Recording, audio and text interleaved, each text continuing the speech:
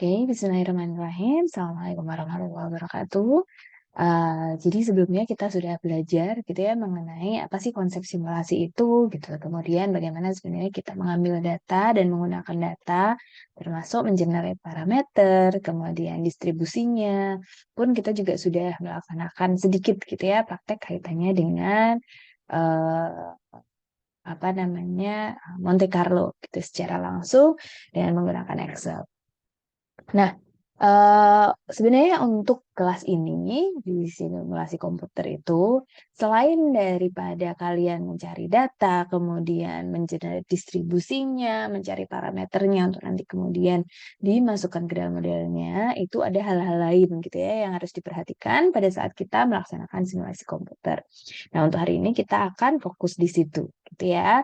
Jadi tujuan pembelajarannya insya Allah masih sama untuk CPL 3 dan untuk CPL 2 nantinya. Bagaimana kita nanti menggunakan input modelingnya, dimasukkan ke dalam simulasinya, later on kemudian kita juga harus dapat atau mampu untuk melakukan validasi dan verifikasi apakah model yang sudah kita buat, gitu ya, simulasi yang sudah kita buat itu apa namanya sesuai tidak dengan real conditionnya karena ada banyak kemungkinan gitu kan bahwa skenario yang sudah kita apa namanya data yang sudah kita cari kemudian skenario yang ternyata kita dapatkan gitu ya pada saat kita melakukan observasi pada saat kita apa namanya masukkan ke dalam simulasi itu sendiri tidak berjalan sesuai dengan real conditionnya dan atau deviasinya terlalu tinggi. Sehingga hari ini kita akan belajar bagaimana melakukan verifikasi serta validasi model itu sendiri. Gitu ya.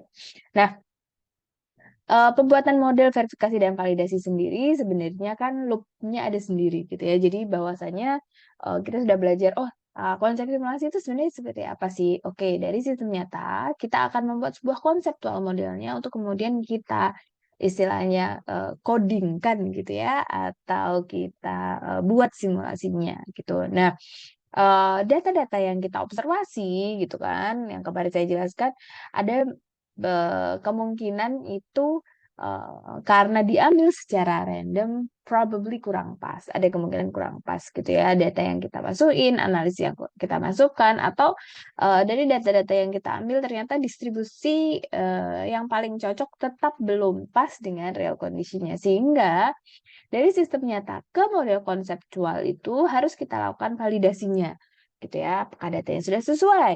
Apakah analisisnya sudah sesuai? Secara konsep, apakah dia memang sudah pas atau belum?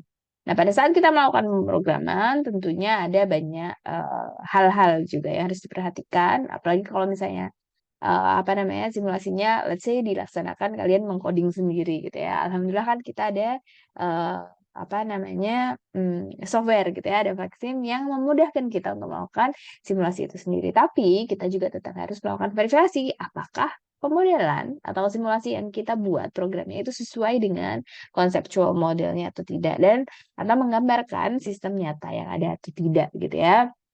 Nah, dari data yang kita ambil, kemudian kita masukkan ke dalam program simulasi, itu juga lagi-lagi harus divalidasi hasilnya. Apa dengan menjalankan modelnya.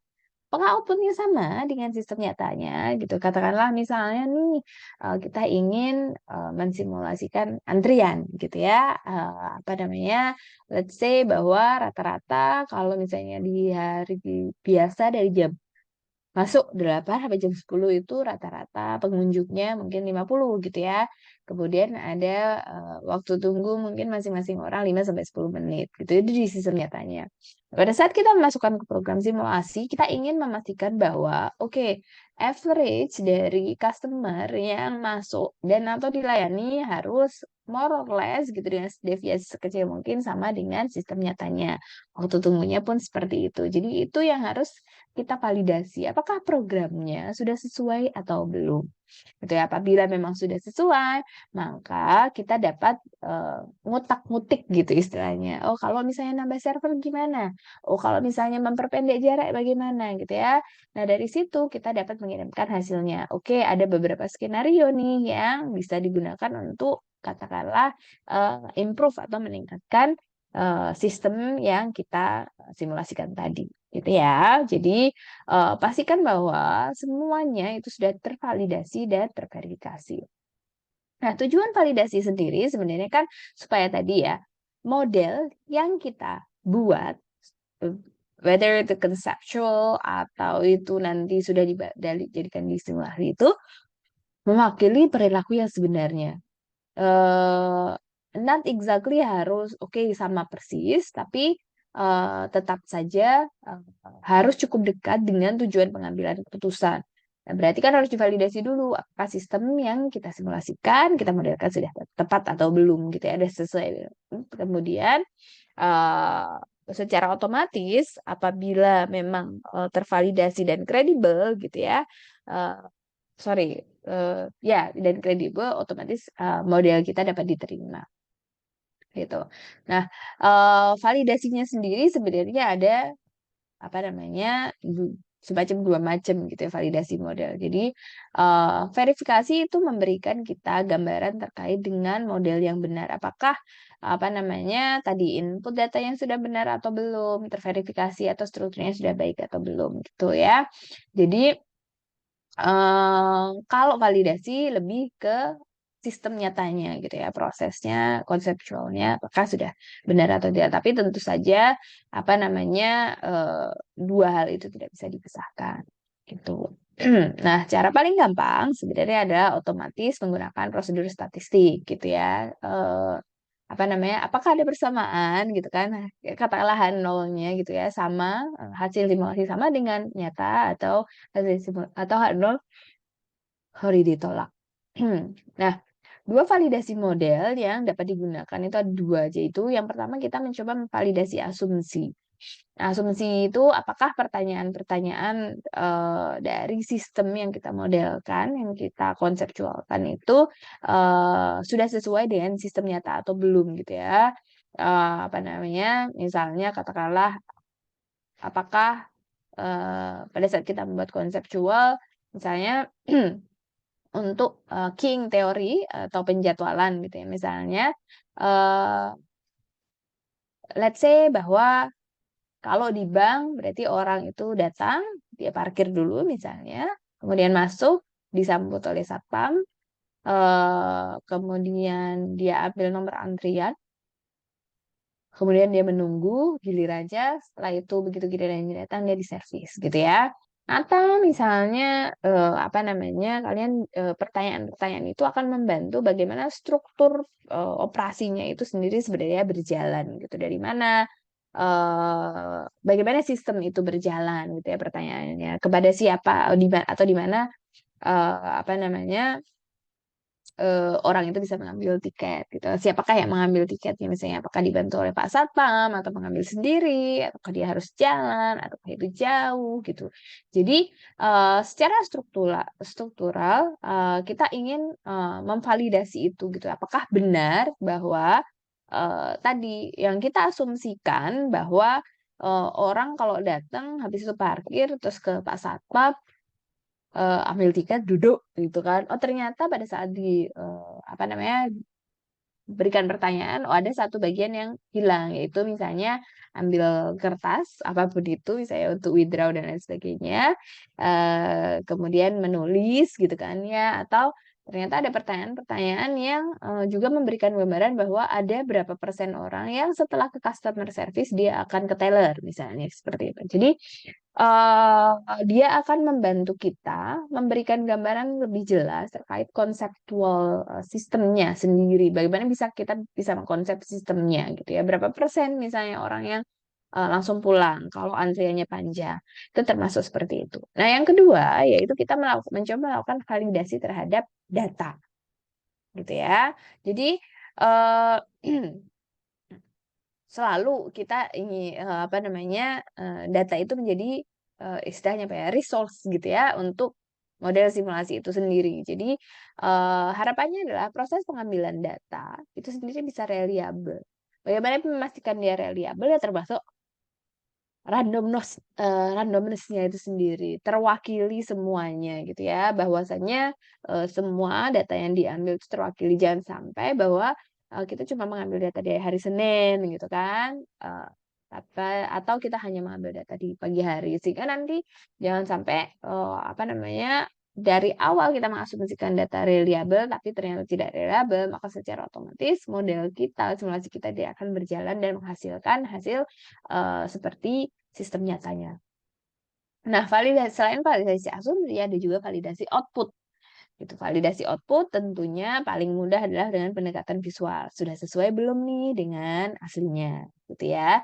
Nah, tapi selain pendekatan visual, kita harus memastikan bahwa oke, probably dari inputnya dari awal kita pasti sudah memvalidasi data, kan? Nah, apakah outputnya nanti apakah outputnya nanti sama dengan yang nyata atau tidak gitu ya, dengan data-data yang sudah kita masukkan, itu dapat dilakukan, dengan cara statistik. Nah, selain validasi, kita juga harus melakukan verifikasi model. Nah, pastinya ingin memastikan tadi ya, kita bikin konseptual modelnya dulu. Aku pengen seperti ini, kalau dari, nyatanya seperti ini, konseptualnya kira-kira seperti ini, gambaran umumnya seperti ini. Nah, verifikasi model sendiri adalah memastikan bahwa nantinya konseptual model yang sudah kita buat berdasarkan, data-data di risiko nyata itu dapat terrepresentasikan secara akurat. Misalnya, verifikasi dilakukan biasanya oleh expert gitu ya, orang lain yang memeriksa. Nantinya kalau punya kalian berarti, otomatis, Mbak Mas asisten yang akan membantu untuk mengecek apakah modelnya sudah pas atau belum. Kemudian diagram alir, apa namanya, eee, untuk prosesnya simulasi itu sendiri ya atau konseptualnya, apakah logis atau tidak, apakah sudah sesuai atau tidak. Kemudian, kita juga harus memeriksa luaran modelnya. Apakah, apa namanya, sudah sesuai atau, belum gitu ya. Jadi, pastikan bahwa nanti ya luaran modelnya itu sudah wajar gitu ya, sesuai dengan parameter yang menjadi input atau masukan modelnya. Kita juga harus memastikan bahwa nantinya input itu tidak berubah gitu ya, karena siapa tahu ada kesalahan input-nya sehingga output-nya salah, basically tidak akan memberikan representasi yang intinya pada prinsipnya, itu less likely sekali bahwa validitas kemudian, model itu dapat terverifikasi 100% gitu. Kemudian apa namanya, model itu sendiri biasanya hanya valid untuk satu atau beberapa set eksperimental. Jadi not necessarily dia bisa merepresentasikan full gitu ya. Obviously ada beberapa, kasus yang mana kita bisa melakukan verifikasi-verifikasi yang, apa namanya, set eksperimentalnya mungkin hampir sama gitu, sehingga validasi dan verifikasinya akan lebih mudah gitu. Dengan satu model kita dapat, melakukan pengecekan di beberapa sistem. Tapi itu less likely. Jadi kalau misalnya, apa namanya, satu eksperimen di bank ya hanya spesifik untuk bank itu saja gitu ya. Ada kalanya kalau misalnya kita, apa namanya, set waktunya berbeda, dia juga akan berubah. Kemudian, kalau kita mencoba memvalidasi untuk set eksperimental yang besar, banyak gitu ya, let's say tiap hari, tiap jam, maka biayanya juga akan cukup besar gitu. Jadi kalau misalnya kita, apa namanya, gambarkan dalam bentuk grafik ya kurang lebih seperti ini gitu ya. Semakin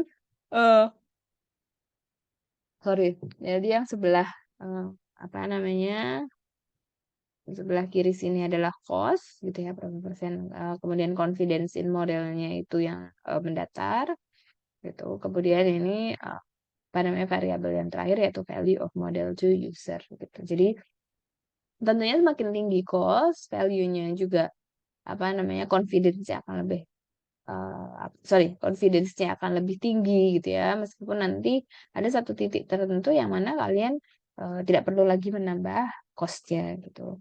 Pun dengan value-nya gitu ya, eee, semakin tinggi, apa namanya, eee, value dari model kepada user gitu, itu juga, level confidence-nya, itu juga akan meningkat, gitu. Nah, bagaimana kita melakukan validasi model? Kemudian validasi model itu sendiri sebenarnya kan base-nya adalah data, gitu ya. Jadi kita ceknya berdasarkan, uji statistik semua untuk datanya. Yang pertama adalah uji kesamaan rata-rata. dengan menggunakan t-test atau z-test. Jadi tergantung ya dari distribusinya. Kemudian kita akan melakukan uji kesamaan varians, bisa menggunakan f-test atau ANOVA. Serta yang terakhir adalah uji kecocokan model. Sudah sesuai belum nih? Gitu ya, dengan chi-square test. Nah, insya Allah ini sebenarnya kalian sudah belajar semua ya di kelas statistik gitu ya. Jadi kalau misalnya kalian bisa pakai Minitab, mungkin SAS, bahkan Excel sekalipun itu akan bisa memberikan kalian luaran gitu ya, tanpa sebenarnya kesusahan untuk menghitung selama kalian punya set datanya gitu. Jadi let's say kalian punya data inputannya seperti apa, data rata-rata dan lain sebagainya, variasi, nanti kalian bisa cek dengan ya. Pengujian kesamaan rata-rata dengan t-test atau z-test dilakukan sebenarnya untuk membandingkan performansi antara real kondisi dengan model simulasinya. Artinya apa? Kita sudah tahu perhitungan sistem realnya berapa. Kayak saya bilang tadi, misalnya dalam di bank gitu ya, selama 2 jam atau 3 jam itu rata-rata mungkin nanti performansinya atau per jamnya misalnya mereka menghadapi 25 customer gitu kan. Nanti output dari simulasinya gitu ya, kalian juga generate saya per jam kalau pengen bandingin itu. Kemudian kalian run gitu berapa lama, termasuk yang realnya kalian juga sudah punya. Nah, setelah itu baru kalian hitung t-test atau z-test-nya. Kalau misalnya nih dari hasil t-test atau z-test ternyata tidak berbeda secara signifikan, nolnya diterima, maka sebenarnya kita akan bisa mendapatkan bahwa oke inputannya parameter outputnya sorry atau keluarannya itu cukup sama, gitu ya. Jadi intinya kalian punya data rata-ratanya dari sistem real dan dari model simulasi. Setelah itu kalian diteskan. Oke, jadi untuk menghitungnya, insya Allah nggak usah susah-susah gitu ya. Apa namanya bisa sendiri gitu kan. Jadi ini model R-nya adalah reality gitu ya. Kemudian ini variance model dibagi dengan N-1 plus variance dari apa namanya reality gitu dibagi dengan N-1 juga. Nah, rata-rata untuk masing-masing itu obviously adalah nilai masing-masing dibagi jumlah data yang kalian ambil dan variansnya dihitung dengan seperti ini. Kemudian kalian bisa hitung dengan t-test gitu ya, cek di t-table. Untuk tes ini sebenarnya kemungkinan dia adalah two tail gitu ya. Jadi apa namanya baik kanan sama kiri karena kita kan sebetulnya bahwa distribusinya sendiri sebenarnya quite normal gitu ya dan kita bagi dengan dua tail. Kita nggak mau dia terlalu melenceng ke kiri atau melenceng ke kanan seperti itu. Nah, setelah melakukan uji t-test untuk melihat kesamaan rata-rata, kita juga pengen lihat nih variansinya seperti apa. Deviasinya kenceng nggak sih, besar nggak sih antara sistem real, luaran sistem real dan dengan simulasinya, model simulasinya. Kenapa? Karena mungkin meskipun rata-ratanya itu sama, bisa jadi variasinya cukup tinggi gitu ya. Artinya adalah kalau variasi simulasinya tinggi nih gitu, dibandingkan dengan sistem realnya meskipun secara rata-rata sama, berarti kemungkinan model kita probably tidak valid gitu. Pasti ada kesalahan pada saat running atau apa namanya ada data yang mungkin atau distribusi parameter input yang mungkin juga parameternya terlalu besar sehingga memberikan deviasi yang tinggi. Nah, pengujian kesamaan variansi ini bisa dengan f-test atau dengan ANOVA. Basically kita akan menghitung apa namanya varians dulu gitu ya. Lambda square-nya, S square gitu dari datanya. Cara menghitungnya gimana? Ya kalian pasti ngerti juga lah ya. Maksudnya untuk masing-masing data dikurangi dengan rata-ratanya di apa namanya dikuadratkan ditambahkan semua kemudian dibagi dengan R minus 1 jumlah dari yang kita ambil gitu ya. Kemudian bisa kita cek dengan F-test gitu. Monggo bisa dicari masing-masing gitu kan, apa namanya, di tabel F-test. Terus sekali lagi, apa namanya, untuk nanti kalau kalian mau mengerjakannya sebagai project, obviously kalian nggak harus menghitungnya secara manual gitu ya. Jadi tetap bisa menggunakan Excel atau software statistik lainnya. Nah, yang terakhir kita ingin memastikan bahwa modelnya sudah cocok belum, gitu ya. Jadi dari hasil outputnya. Tadi kan pertama rata-ratanya, dua variasinya, ketiga adalah luaran atau outputnya. Jadi kita pengen bahwa basically model yang kita bangun gitu ya, simulasinya itu menghasilkan data yang sama dengan sistem realnya. Maka kita dapat menggunakan chi-square untuk di sini gitu dengan H0 bahwa kalau misalnya sama nih gitu outputnya, maka hasil simulasi sesuai dengan sistem nyata. Kalau tidak, berarti dianggapnya tidak sesuai dengan sistem nyata. Gitu. Nah, eh setelah kita melakukan validitas seperti itu, insya Allah kita akan tahu hasil atau output dari apa namanya, apakah simulasi yang kita jalankan itu datanya satu udah sesuai, parameternya sudah pas gitu ya. Kalau misalnya dia sudah pas semua, maka kita bisa bilang bahwa model itu cukup valid dan apa namanya, nantinya kalau misalnya kalian ada satu lagi satu sisi verifikasi gitu ya, berarti sudah sesuai secara struktural dengan real system-nya. Nah, untuk membuat simulasi sendiri, kita juga harus melakukan beberapa rangkaian skenario. Kalau tadi modelnya udah pas, oh udah valid nih, bisa dipakai, sudah sesuai. Nah, maka setelah itu baru kita bisa uprek-uprek modelnya, istilahnya gitu ya. Jadi kita bisa mengganti-ganti parameter, mungkin bukan parameter, sistemnya sendiri, mungkin kalau misalnya kalian terkait dengan perancangan pabrik, memindahkan apa namanya, beberapa mesin gitu ya, sehingga nanti mungkin transfer time-nya berkurang atau material handling sistemnya bisa menjadi lebih short atau lebih pendek. Nah, itu bisa juga dilakukan gitu. Atau misalnya nih, kalau yang kalian bicarakan adalah penjadwalan mesin. Oh, kalau ditambah mesinnya gimana ya? Gitu kan. Nah, kita harus dapat merancang skenario untuk improve performansi dari sistem yang kita simulasikan.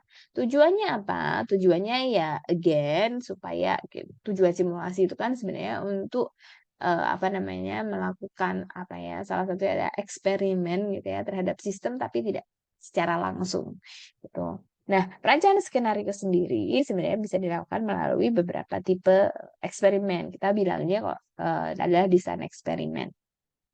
Gitu. Jadi misalnya nih kita punya parameter yang eh, apa namanya, kayak bertingkat gitu ya. Jadi misalnya kalau di King teori berarti eh, apa namanya, penambahan server. Berarti kan kita punya, oh bisa aja ditambah satu, atau bisa aja ditambah dua, atau bisa aja ditambah tiga. Kita nggak tahu, gitu kan. Jadi desain eksperimen akan membantu kita untuk mencari alternatif yang harus dipertimbangkan, serta kalau kita bisa menghitung mana poin yang paling pas untuk kita pilih gitu ya. Jadi kalau di sini di PPT ini contohnya misalnya ada parameter untuk menilai sistem inventory nih gitu kan. Jadi eh, atau peningkatan kapasitas. Jadi atau peningkatan sumber daya juga bisa. Jadi intinya di desain eksperimen yang kita lihat ada dua macam, yaitu faktor dan responsnya, gitu ya. Faktor itu sebenarnya inputannya. Inputnya bisa kita kontrol atau tidak bisa kita kontrol. Kita bisa kuantitatif maupun kualitatif. Nanti responnya adalah outputnya. Nah, outputnya ini kita belum tahu. Tadi itu kan kita bikin model itu dari data asli, benar ya? Kita validasi, kita verifikasi, sudah pas, sudah sesuai, sama kok nih dengan aslinya.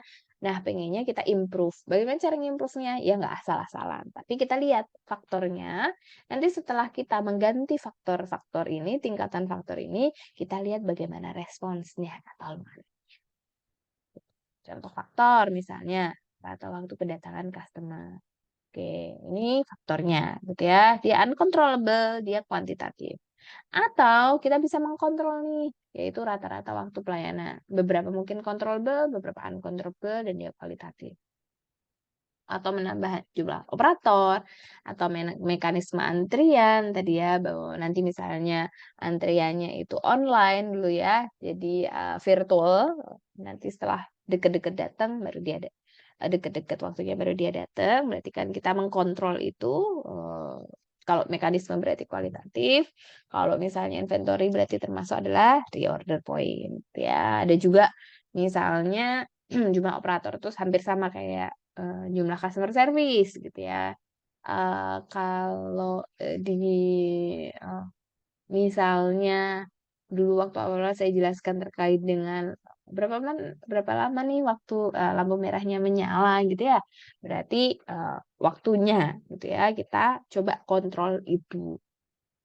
Nah, contoh responsnya ya tadi, apa namanya, dengan penambahan operator apakah mempercepat gitu ya flow time-nya atau produksinya, atau, kalau misalnya tiap dokter dibatasi, apa namanya, waktu servisnya, bagaimana, hasilnya terhadap rata-rata waktu pasien di dalam antrian. Jadi, responsnya tergantung dari output yang sebenarnya kita ingin tahu, ingin cari.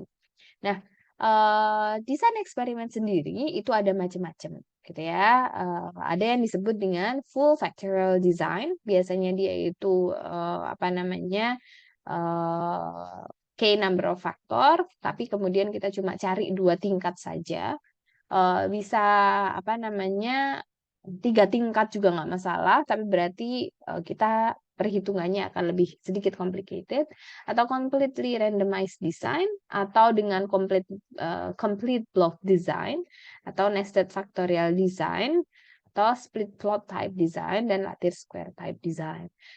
Yang paling banyak dipakai obviously adalah full factorial design. Nah, minusnya kalau full factorial design itu kalau misalnya kita ambil lebih dari 2 tingkatan, jadi 3 tingkatan, maka secara otomatis kita kadang-kadang harus meng-cut gitu ya, nggak bisa memakai semuanya. Karena semakin banyak nanti faktornya, berarti semakin besar gitu kan ya kemungkinannya, dan kita nggak akan bisa cari yang paling optimal mana, gitu.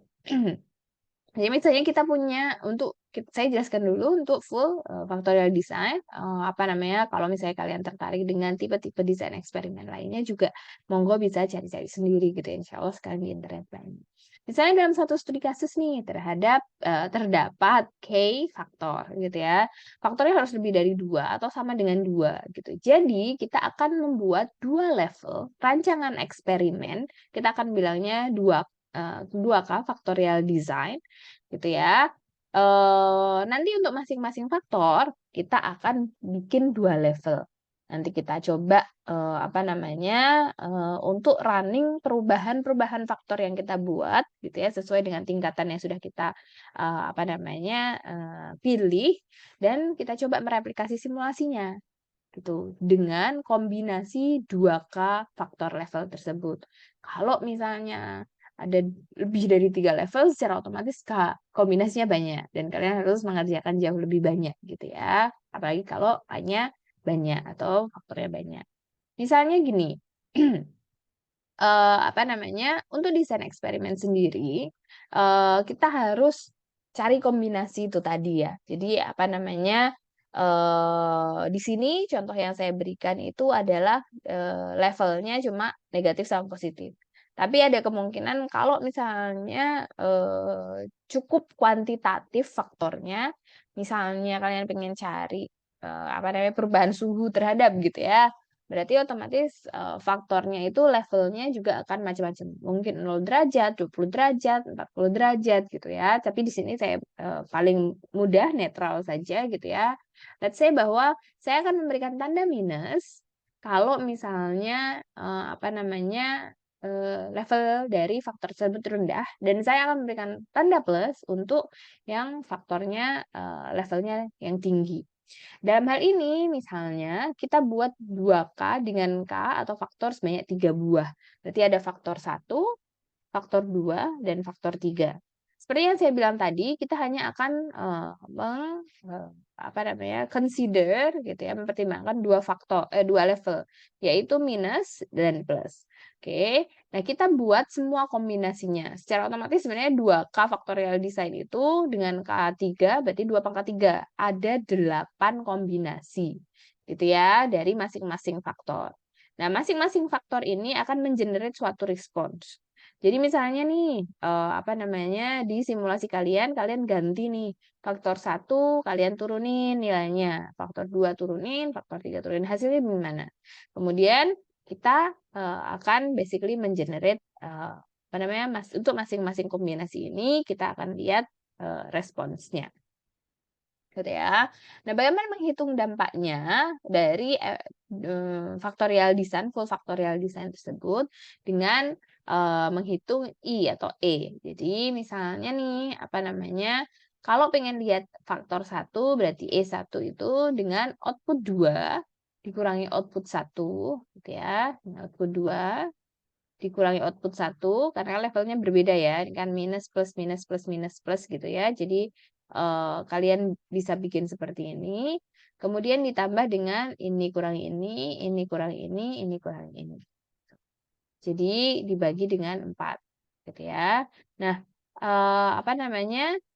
kalau misalnya, respons, OI yang bernilai positif akan memiliki, pada desain eksperimen, memiliki nilai positif gitu ya, atau level positif, itu, eee,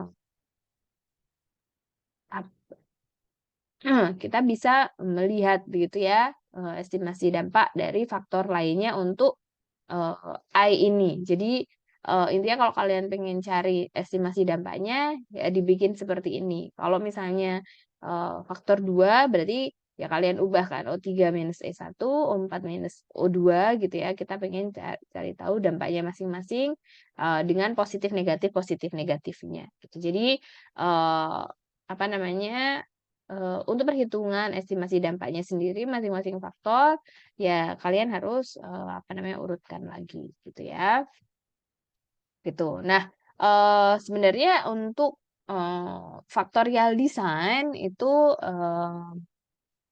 saya nggak tahu apakah kalian sudah dapat atau belum, tapi sebenarnya, ada mata kuliahnya sendiri gitu. Jadi kalau misalnya kalian tertarik, juga saya bisa memberikan beberapa, materi yang bisa saya kasihkan gitu ya, untuk hal ini. Tapi, eee untuk simulasi ini, sebenarnya cukup mengganti dan melihat, responsnya untuk dipilih. Nah, pemilihan desain mana yang paling pas, jadi kombinasi faktor mana yang paling pas itu biasanya, dilihat atau dihitung secara statistik berdasarkan responsnya. Tentunya adalah, kita harus melakukan replikasi running dulu. Jadi untuk masing-masing desain ini kita replikasi beberapa kali untuk dapat responsnya, kemudian nanti kita bisa menghitung menggunakan, statistik, untuk mencari faktor mana dan di level mana dia yang paling pas untuk digunakan atau memberikan respons paling, eee, tinggi sesuai dengan yang kita inginkan. Jadi kalau misalnya kita pengennya maksimasi nilai respons, berarti kita jelas akan memilih yang mana nilainya lebih tinggi, seperti itu. Oke, jadi mungkin ini buat latihan sendiri di rumah gitu ya, sebenarnya bedanya validasi dan verifikasi apa, kemudian ukuran yang digunakan untuk tahapan hasil, model apa, kemudian, contoh-contoh faktor dan respons gitu ya. Monggo nanti, untuk yang hari ini, untuk, pertemuan ini ya sebenarnya kita, mencoba untuk melakukan uji gitu ya terhadap, skenario yang kita buat, apakah sesuai dengan realnya gitu ya, berdasarkan conceptual modelnya, kita validasi terlebih dahulu, kemudian kita verifikasi juga model simulasinya dan divalidasi juga keluarannya dengan beberapa uji statistik gitu. Kemudian jangan lupa, pada saat kita sudah memastikan model kita itu valid dan, verified gitu ya, kita harus melakukan perancangan skenario eksperimen untuk, karakteristik, faktor, mana yang sebenarnya harus diganti, baik itu dinaikkan atau diturunkan untuk mendapatkan respons yang, kita butuhkan. Oke, sekian dulu, dari saya, kurang lebihnya mohon maaf. Assalamualaikum warahmatullahi